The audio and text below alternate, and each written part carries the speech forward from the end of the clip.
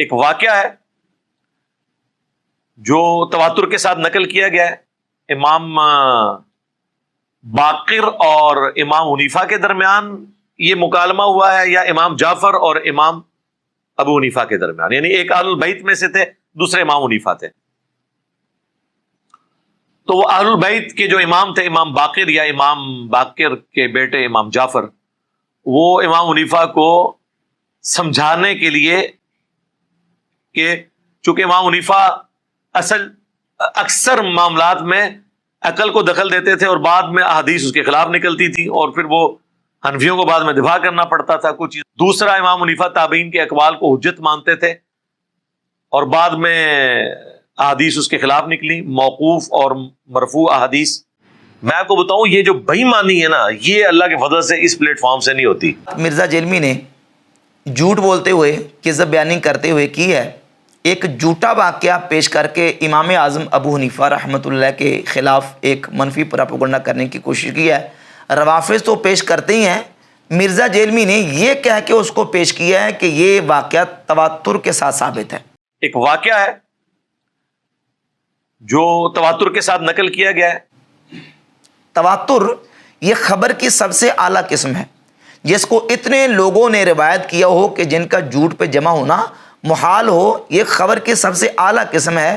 ایک جھوٹے واقعے کو مرزا جیلمی کہتا ہے کہ یہ تواتر کے ساتھ ثابت ہے، اور پھر مرزا نے جس انداز سے اس کو بیان کیا ہے، اس کا بیان کرنا بھی اس کے جھوٹا ہونے کی دلیل ہے. کہتا ہے کہ امام ابو حنیفہ رحمۃ اللہ کی ملاقات ہوئی امام محمد باقر کے ساتھ یا امام جعفر صادق کے ساتھ.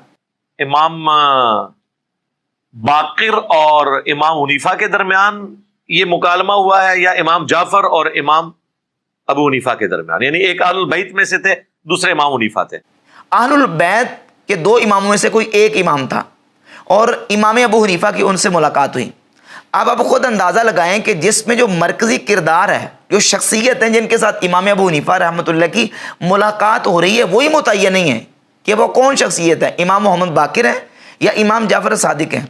کہتا ہے ان دونوں میں سے کوئی ایک تھے، اور دعویٰ کیا کہہ رہا کہ تواتر کے ساتھ ثابت ہے یہ واقعہ، جبکہ تواتر تو کجا، یہ واقعہ جھوٹا واقعہ ہے.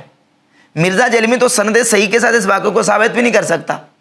اب یہ واقعہ جو مرزا جیلمی نے پیش کیا ہے اور اس میں یہ کہا کہ امام ابو حنیفہ رحمۃ اللہ امام محمد باقر سے ملے یا امام جعفر صادق سے ملے، اور ان امام نے، اہل البیت کے امام نے امام ابو حنیفہ کو سمجھایا، کیونکہ امام ابو حنیفہ اکثر مسائل میں عقل کو دخل دیتے تھے.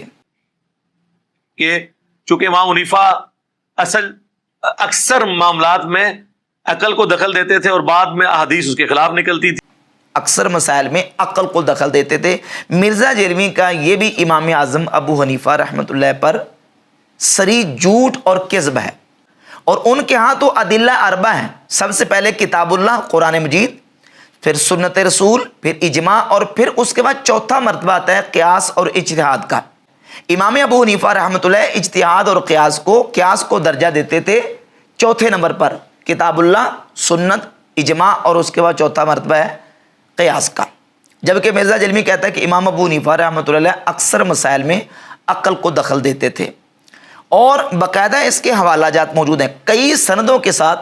حافظ ابن عبد البر اندلسی نے اپنی کتاب الانتقاء میں متعدد سندوں کے ساتھ امام اعظم ابو حنیفہ رحمۃ اللہ کا یہ قول ذکر کیا ہے. صفحہ نمبر 346 پر، 348 پر اور 349 پہ امام اعظم فرماتے قال ابو حنیفہ اذا لم یکن فی کتاب اللہ ولا فی سنت رسول اللہ صلی اللہ علیہ وآلہ وسلم نظرت فی اقاویل اصحابہ. فرماتے سب سے پہلے میں مسئلہ دیتا ہوں کتاب اللہ سے، اگر نہ ملے پھر سنت رسول سے، نہ ملے تو پھر نبی کریم علیہ الصلوۃ والسلام کے صحابہ کے اقوال کو دیکھتا ہوں. دوسرا، امام حنیفہ تابعین کے اقوال کو حجت مانتے تھے. ولا اخرج عن قولہم الی قول غیرہم، اور پھر میں صحابہ کے قول کے بعد کسی کے قول کو ترجیح نہیں دیتا، یعنی صحابہ میں سے کسی کے قول کو اختیار کر لیتا ہوں. امام اعظم ابو حنیفہ رحمۃ اللہ سب سے پہلے مسئلہ کس سے لیتے ہیں؟ قرآن مجید سے، کتاب اللہ سے. اور مرزا جیلمی کہتا ہے کہ اکثر مسائل میں امام ابو حنیفہ وہ رائے کو دخل دیتے تھے. میں آپ کو بتاؤں یہ جو بےایمانی ہے نا یہ اللہ کے فضل سے اس پلیٹ فارم سے نہیں ہوتی. تو میری بزرگی پہ لعنت ہو، لعنت میری بزرگی.